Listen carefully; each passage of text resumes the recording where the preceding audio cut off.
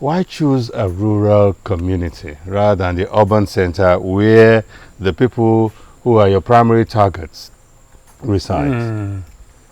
Well, I want to tell you that it is in the rural community that you have the cream of the African people.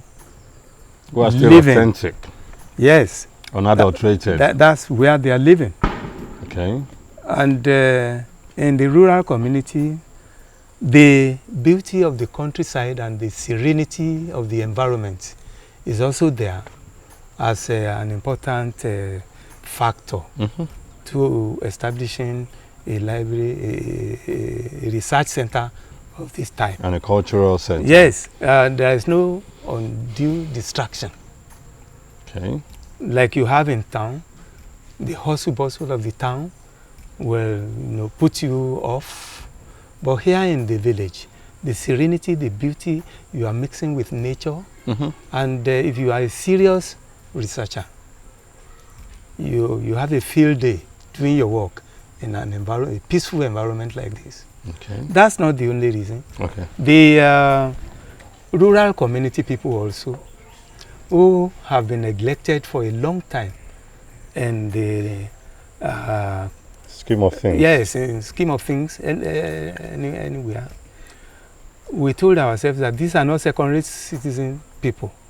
We have to carry them along in whatever we do.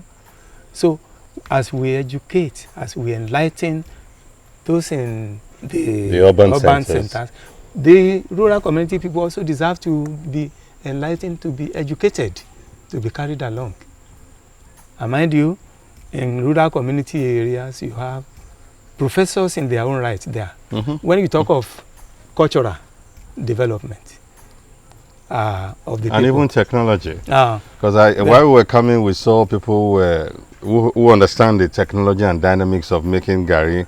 Those who make along the roads, black soap, by the roadside. Those who make palm oil. Yes, and we saw all these we have people. them in plenty here. And for me, those are the professors in those areas. I'm telling you, they are.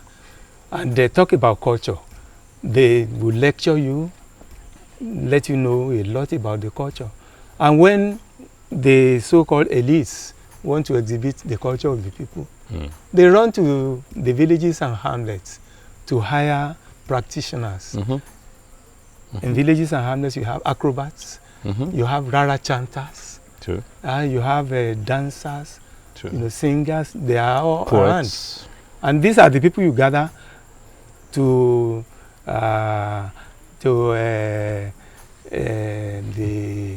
what do you call it? The stadium. Yeah, to perform. During occasions, to perform. You sit down, you see them perform. Here in so the attraction for siting the center in a rural setting like this is the quantum of knowledge and practices, unadulterated, authentic African traditional practices that one would find readily available here. I tell you. It's not in any way orchestrated, it's already there, it's the everyday lifestyle.